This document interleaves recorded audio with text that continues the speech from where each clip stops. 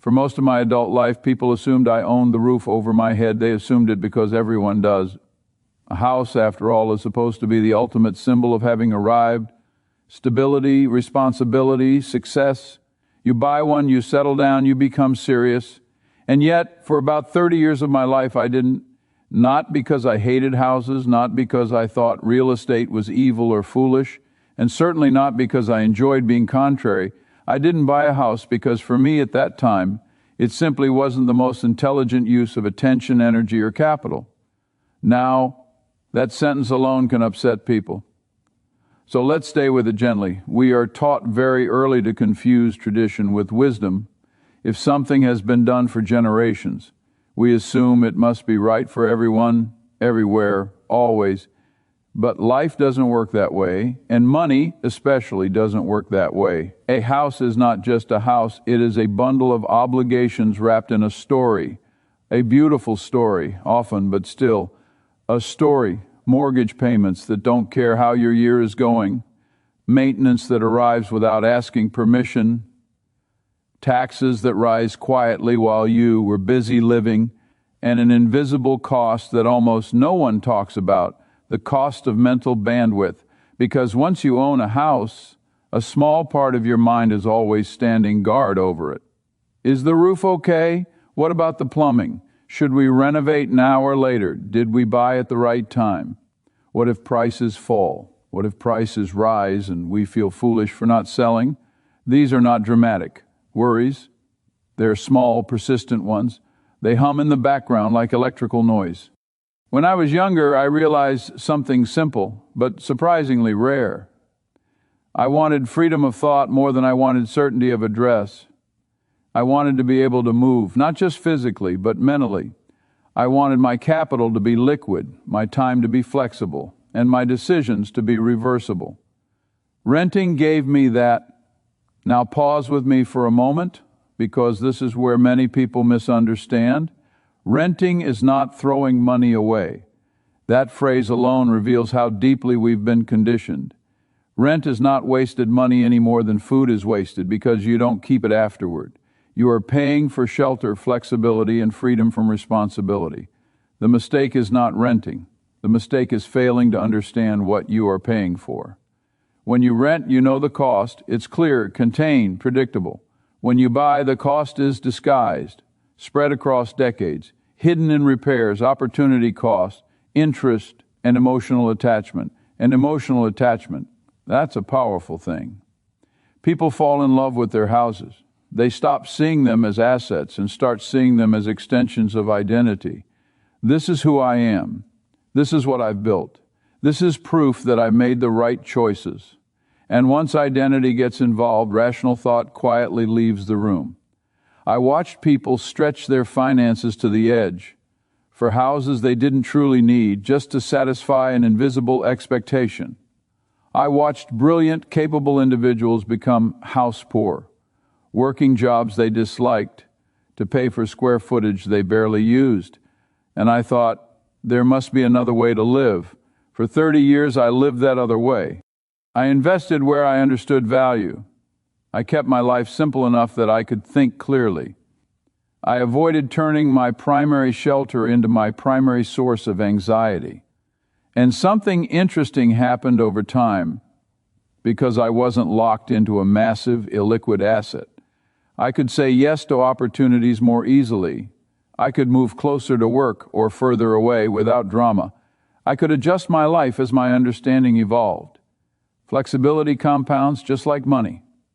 There's a quiet power in knowing that your life is not built on a single fragile assumption. That assumption being this one decision must work out, or else most people don't realize how much pressure they place on their house purchase. It's not just a financial bet.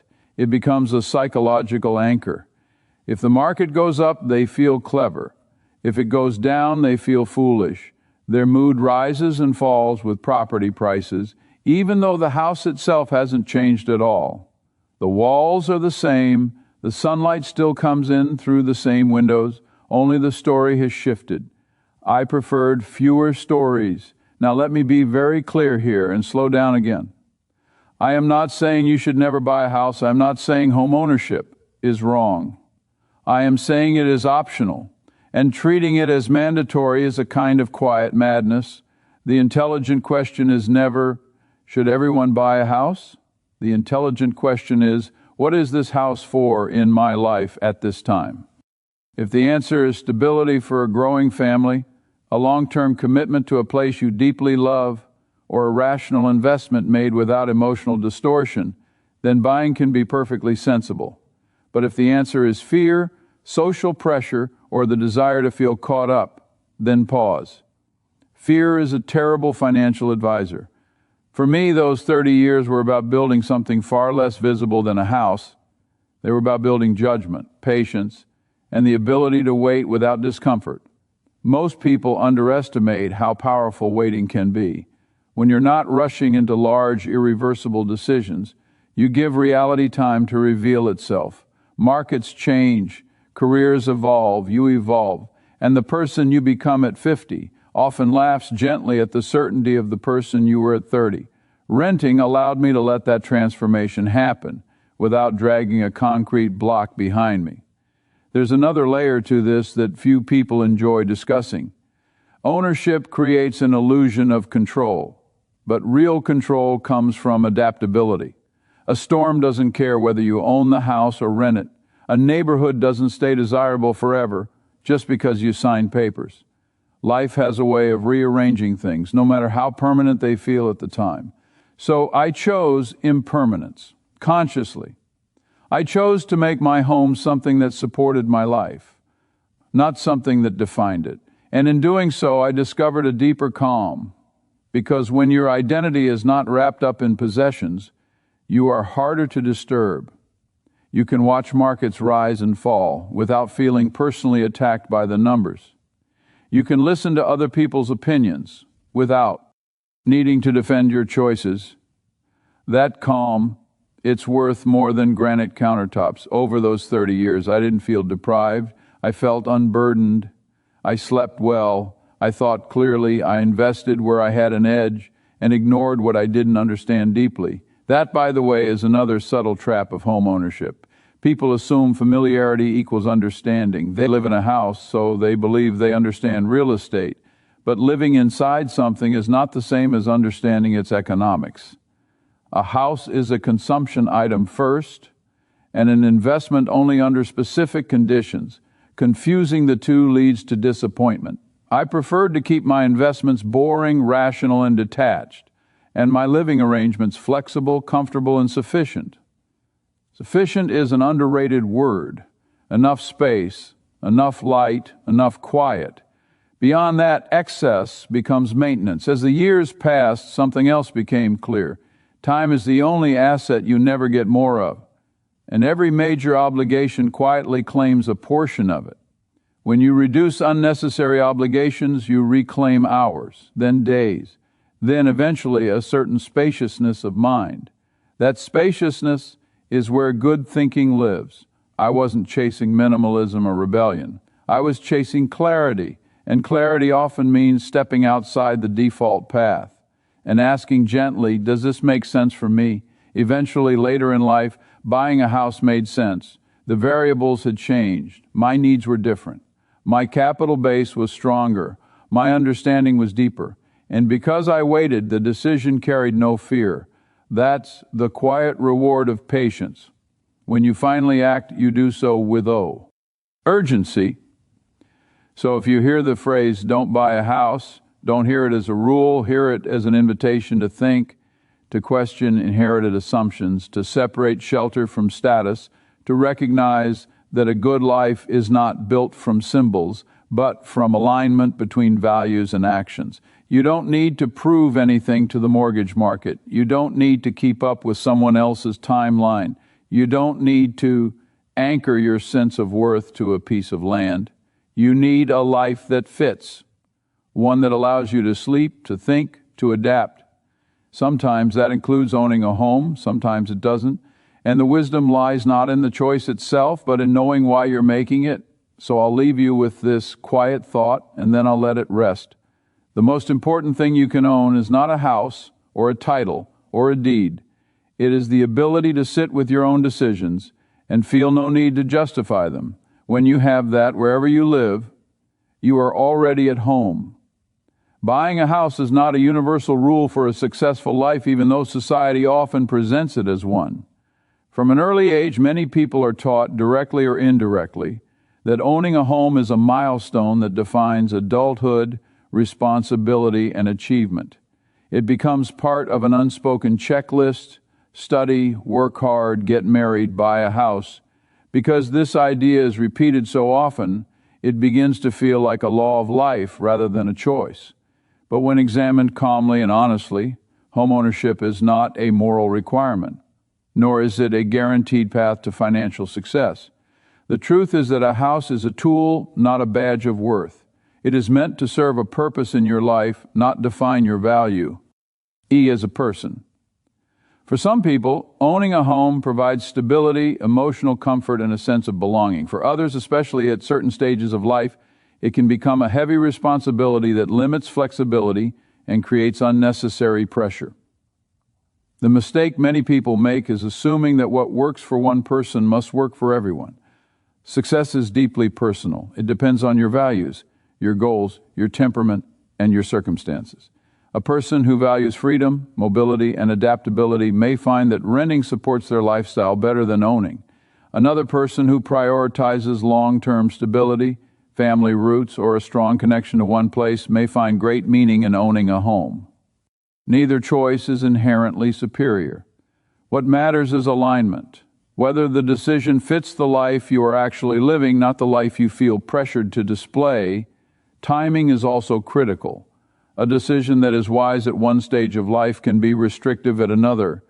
Buying a house too early, before your career, income, or priorities have stabilized, can lock you into obligations that no longer serve you. Waiting is not failure. It is often a form of intelligence. Patience allows clarity to develop, and clarity leads to better decisions.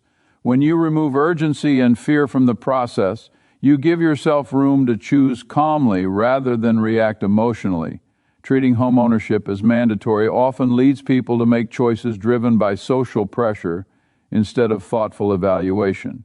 People compare themselves to friends, relatives, or coworkers and feel behind if they haven't bought a house by a certain age. This comparison quietly replaces self-awareness. S with anxiety. Yet life does not move in straight lines, and there is no single timeline that fits everyone. Ultimately, a successful life is not measured by what you own, but by how well your choices support your well-being, peace of mind, and ability to grow. A house can be part of that life, but it doesn't have to be. When you recognize that home ownership is an option rather than an obligation, you regain control. And with that control comes a quieter confidence, the knowledge that your life is shaped by understanding, not expectation. A house carries hidden costs beyond money, and these costs are often far more influential than the price written on the contract. When people think about buying a home, their attention usually fixes on numbers: the down payment, the mortgage rate, the monthly installment. These figures feel concrete and measurable, which makes them easier to accept. What is less visible, but often more demanding, is everything that follows after the keys are handed over. Owning a home quietly asks for your mental energy every single day. Even when nothing is technically wrong, a small part of your mind remains occupied. You think about the condition of the roof when it rains, the plumbing when water pressure changes, the wiring when lights flicker. These thoughts may seem minor, but they accumulate. Over time, they create a background noise in the mind, a constant awareness that something might need attention, planning, or fixing. This mental load is rarely discussed, yet it shapes how free or constrained a person feels. Time is another hidden cost. A home does not maintain itself. Repairs, renovations, inspections, cleaning, and upkeep slowly climb hours, weekends, and mental focus. Even enjoyable improvements demand effort, decision-making, and patience. Time spent managing a property is time not spent resting, learning, traveling, or simply being present. While some people find satisfaction in this responsibility, others underestimate how deeply it can reshape their daily life. Maintenance is not a one-time event, it is a permanent relationship. Paint fades, appliances wear out, walls crack, and systems age. None of these failures ask whether it is a convenient moment. They arrive on their own schedule. The house does not pause when life becomes busy, stressful, or uncertain. This ongoing demand can create a sense of pressure, subtle but persistent, especially when finances or energy are already stretched. Then there is emotional attachment, perhaps the most underestimated cost of all. Once a house becomes yours, it often stops being just a place to live. It becomes a symbol, a reflection of identity, success, and personal judgment. When property values rise, pride quietly appears. When they fall, anxiety follows. The house begins to influence emotions even though its physical reality has not changed. This attachment can make rational decisions harder, turning practical choices into deeply personal ones. Ownership also introduces a fear of loss. The idea of damage, depreciation, or market downturns can weigh heavily even if nothing actually happens. The mind rehearses future problems long before they exist.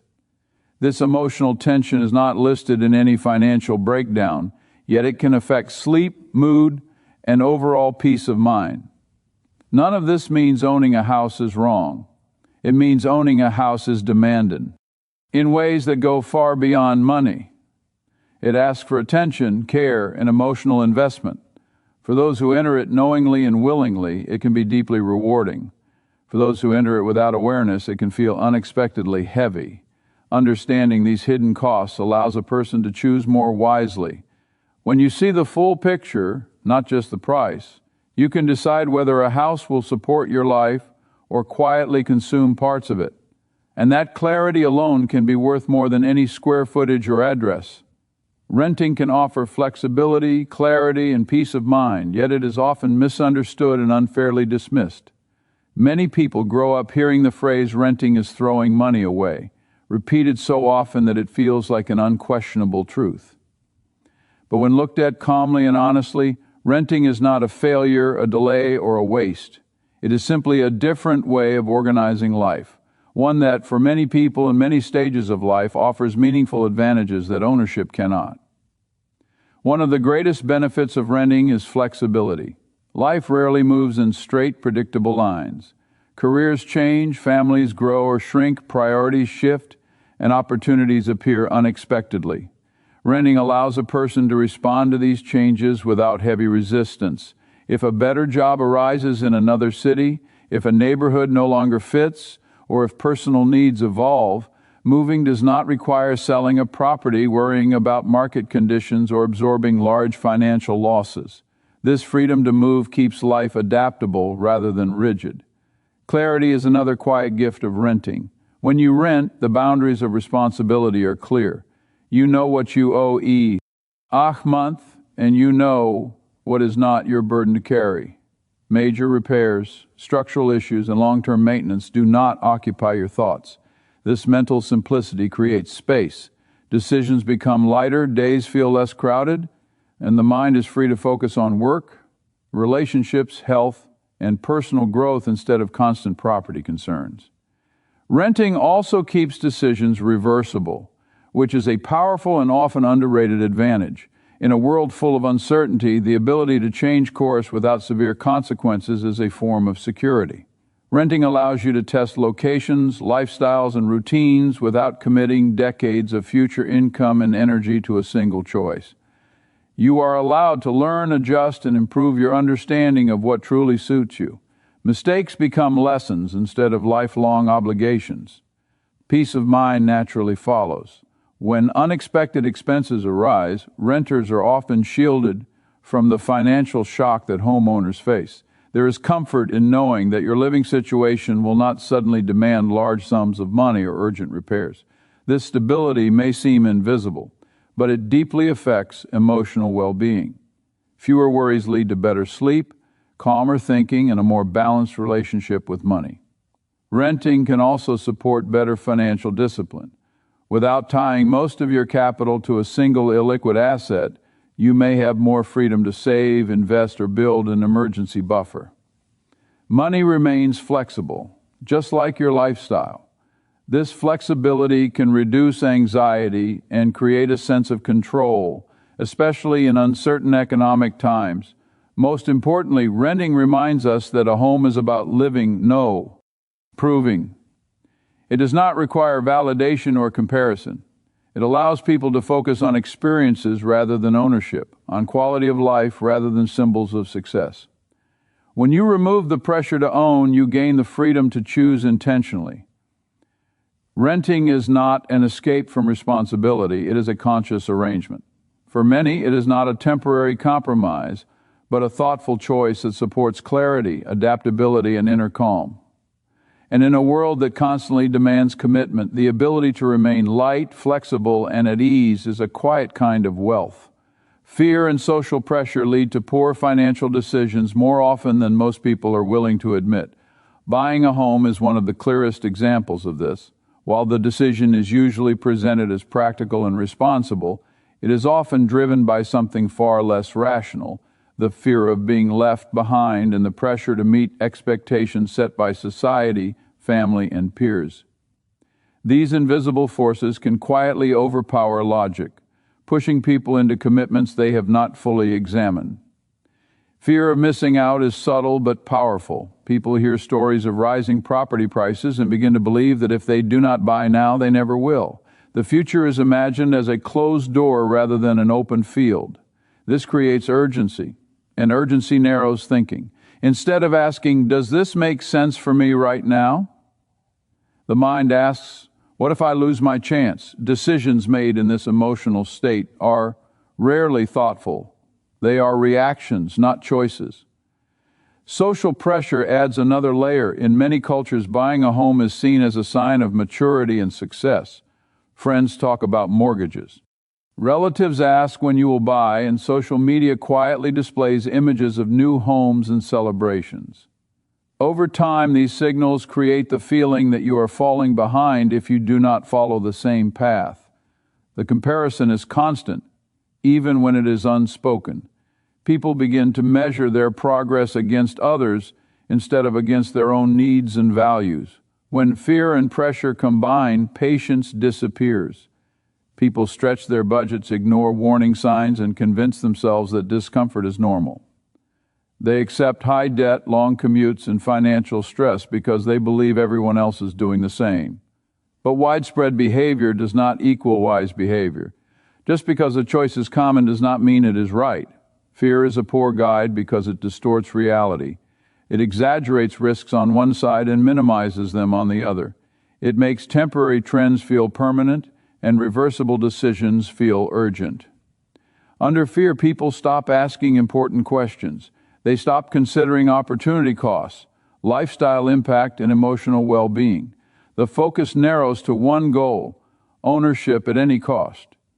Calm, patient decision-making looks very different. It allows space for reflection. It invites questions rather than rushing past them. A calm mind can observe the market without being ruled by it. It can wait without feeling anxious. It understands that missing one opportunity does not mean missing all opportunities. This patience often leads to better timing, stronger financial positions, and choices that align more closely with real life rather than imagined expectations. Patience also protects self-respect. When decisions are made slowly and consciously, there is less regret and less need for justification. Even if outcomes are imperfect, the individual knows they acted with clarity rather than fear. That inner confidence cannot be borrowed or bought. Ultimately, financial decisions shape daily life, not just future wealth. A home bought under pressure can become a source of stress rather than comfort. A decision delayed with intention can become a source of strength. When fear is removed from the equation, clarity returns. And with clarity, choices become quieter, wiser, and far more likely to support a life of balance and peace.